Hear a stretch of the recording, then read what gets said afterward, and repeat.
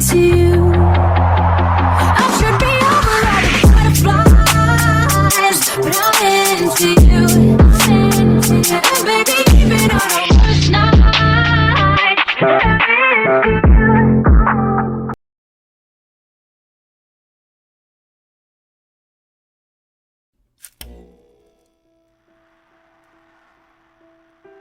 This is a simplified map of the local ocean topography.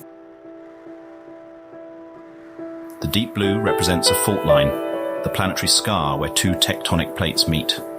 As with Earth, this land is a moving crust atop a globe of molten metal.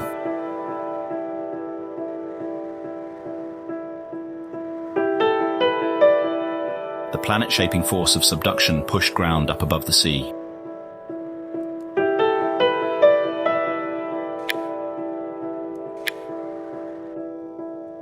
Creating what is now named the Chartreuse Archipelago. The island chain runs for about 870 kilometers, drawing a ragged line away from the continent.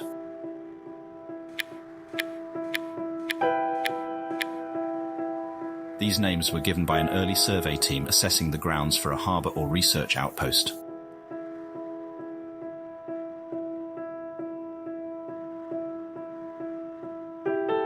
The body of water created between the Scrimshaw Islands is known as the Thalo Bay. The large inlet is exactly what a brillo whale breeding ground requires. Outside of that season, the whales live elsewhere. Usually they are found at coral reefs and areas more productive with food. Brillos require a very high-calorie diet.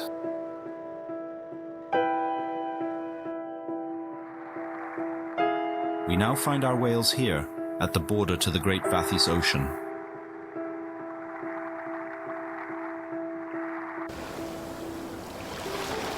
It is a bright day in early autumn. An unseasonable cold front chills the air.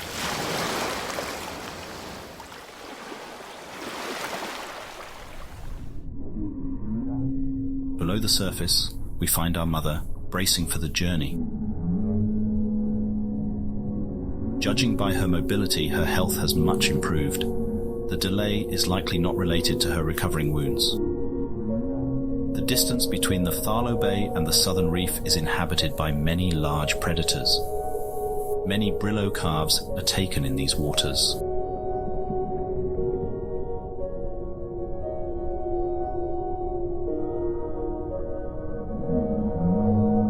Her loud songs are searching for another brillo's response. She has been making these calls since before dawn. She does not want to make this journey alone.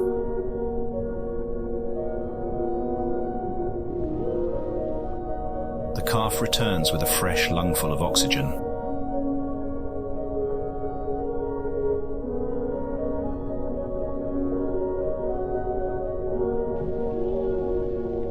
And quickly retreats back to the bramble under his mother. For once, he does not need to be told to stay close.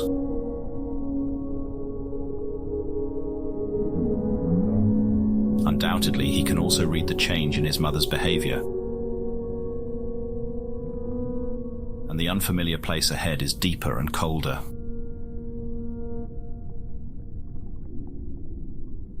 Faintly at first, a new sound reaches them. His mother startles. They both listen. It's another whale.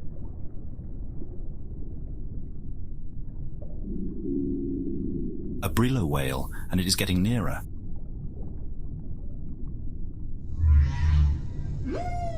Our mother booms a reply back.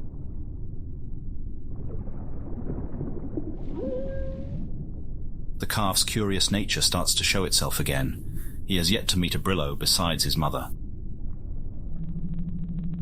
There, he spots something. A large body begins to emerge from the hazy distance.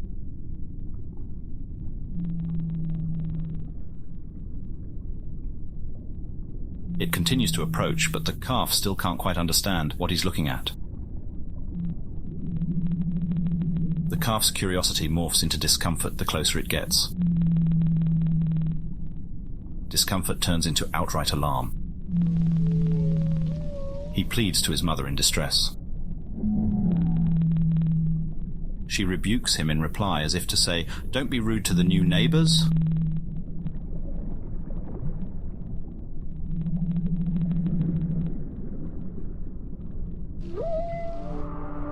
One cannot blame him for his confusion. This Brillo whale's appearance was shaped to be deceptive. It is a beautiful and ghastly example of mimicry. The way the jaws gently undulate is startlingly believable. The grim exterior is the work of an important symbiotic partner.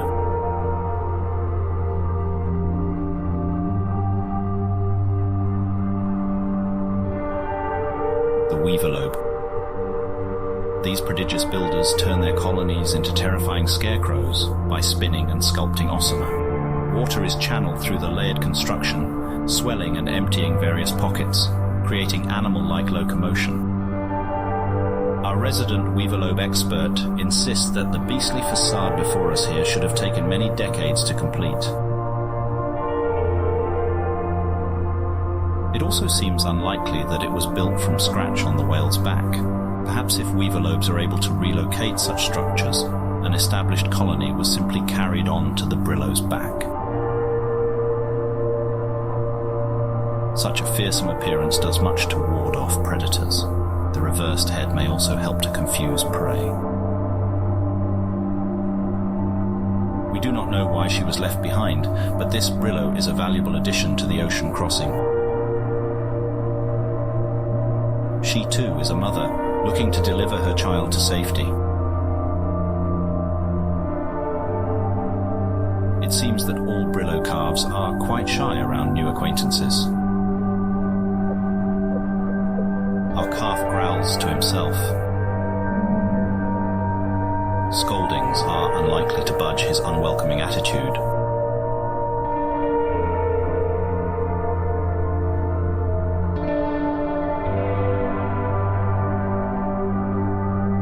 Nor will the surprise of additional friends.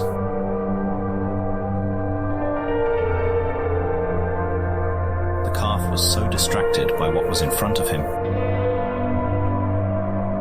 that he failed to notice what was swimming up from behind. She's something like a faceless stone golem. The exterior is more bizarre than menacing. It might serve as some kind of armor, but our crew is at a loss to describe it on first sight. Like our Brillo mother, this whale may also have some kind of internal injury. She is only able to produce short, abrupt honks instead of complex songs. She is also a mother. Regardless of what benefit her exterior provides, her presence alone will help contribute to a safe crossing.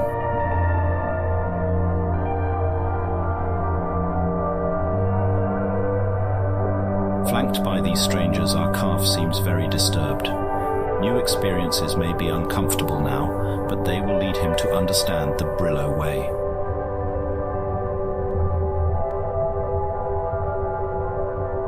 His mother jolts him forward with a shove of her branches.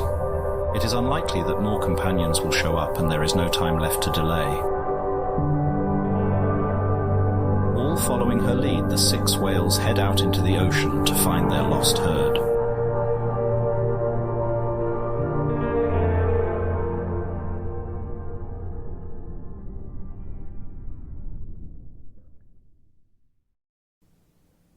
The pod is now 57 kilometers from the Great Southern Reef. This is the final leg of their journey, and their path crosses over a wide abyssal trench. The parent whales set the pace at a rigorous 6 kilometers an hour. They swim in a typical defensive formation, though with only 3 adults, it is not possible to fully encircle the youths. The trek has been arduous for our little calf, but he has endured it with admirable stoicism. Slowing down is not an option. He is able to sense this himself. Something large has been following the whales. It first appeared in the early afternoon and has maintained the same steady distance ever since. Hours passed and the mysterious animal failed to approach or make any concerning moves. The calf's fear of the unknown was slowly overtaken again by interest in his new Brillo companions.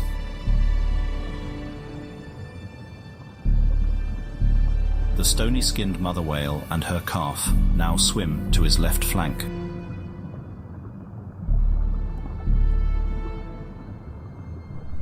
This calf was whining earlier, but seems to have calmed. The stony mother's outer surface has slowly morphed shape throughout the day, greatly reducing in size. It is as if the exterior nodules are deflating. What mechanism triggers this change or how they shrink, we do not know. Overall, she is slightly more streamlined in form than earlier. Perhaps she can intentionally contract her shell for extra mobility.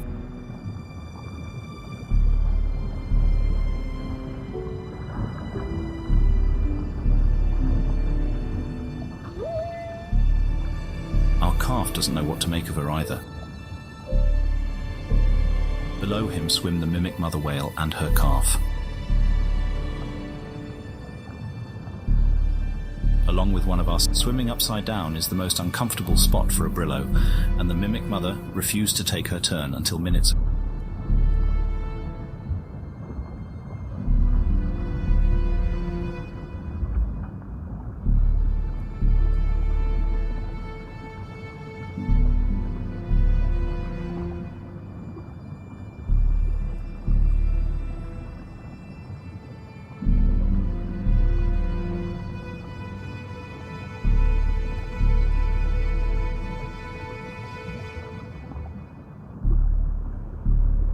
Her stubbornness may not be entirely unreasonable.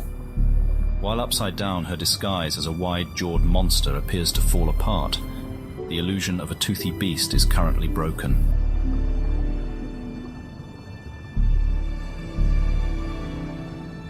Our calf gets a reassuring hum from his mother. This always seems to quell his unease. He is safe within her nest of thorns. He must focus on swimming. But it's hard to ignore that ominous thing in the distance. This is a penumbra shark. It is the fastest marine animal on the planet. For the penumbra, 6 kilometers an hour is a leisurely pace. It could comfortably stalk the whales days on end. An apex hunter, patient with experience, it will preserve all possible energy for an opportune strike. Very much like a sailfish, penumbra sharks have a large dorsal fin along their back. This is kept retracted until the moment of attack. With several flicks of the tail, it vanishes from sight.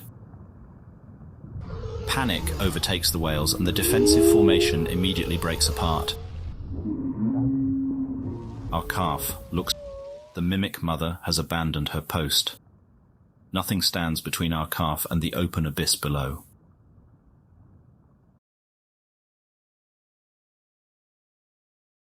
The fight-or-flight reaction is as intense as it is instantaneous. A full threat alarm floods from the hypothalamus, shooting through every nerve and chemical pathway. Adrenaline pumps into the blood. The perception of time dilates. Details of the world suddenly stand out with vivid intensity, even in this low light. 2 rows of white teeth are searingly clear. The calf finds his own fins now move in slow motion too. Seawater suddenly feels solid, suspending him in place.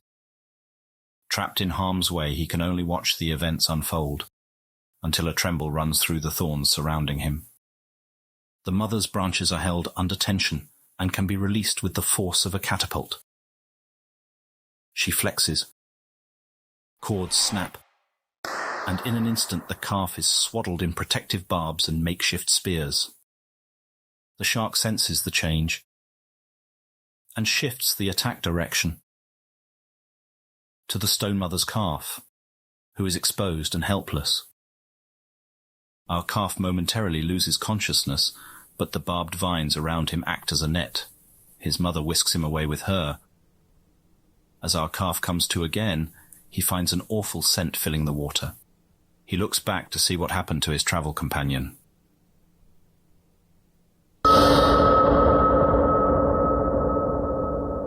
The The sight horrifies. It is the reality of predation from the perspective of the prey. Because of his mother, our calf is the survivor, and not the cautionary example for others to learn from.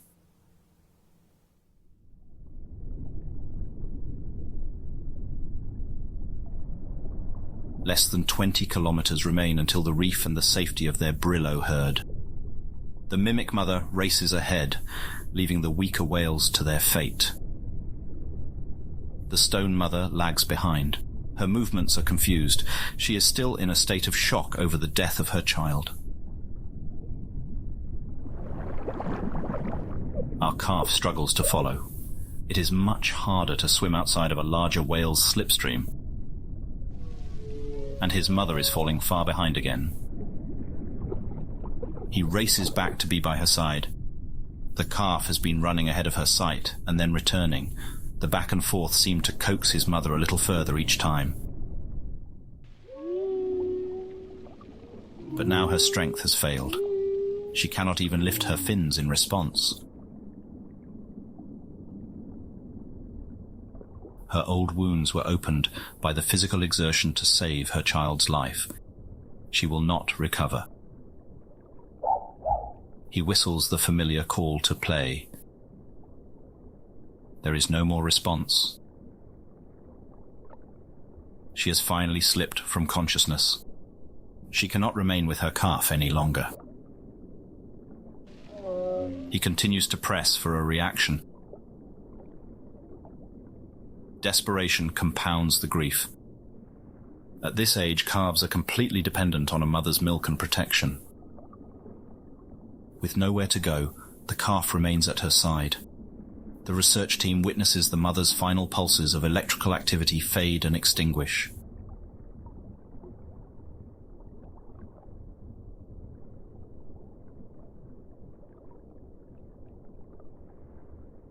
There is a long pause. Two researchers start a heated discussion on the ethics of intervention. But before any consensus is reached, the argument is interrupted by a low rumble over the hydrophone. The stone mother never left the area. She watches our calf from a distance.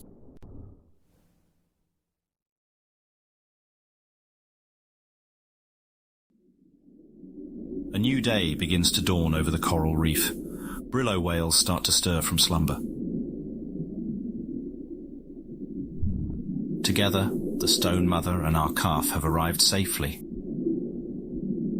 Though physically and emotionally depleted, neither has found any sleep. The calf gorges on milk, famished. This adoption in the wild may be extraordinary to witness happen, but acts of apparent generosity have not been an uncommon sight to anyone following this intensely social species. The stone mother's exterior appears to now be fully deflated. We can see a more familiar shape underneath. It's the outline of a young female whale, quite small in size for an adult specimen. She has saved our calf from certain death. Perhaps our calf is helping her continue on too. The young whale finally slumbers. It is good that he takes the moment to recover while he can. He will need the rest. In the morning, he will awaken to an overwhelming new world.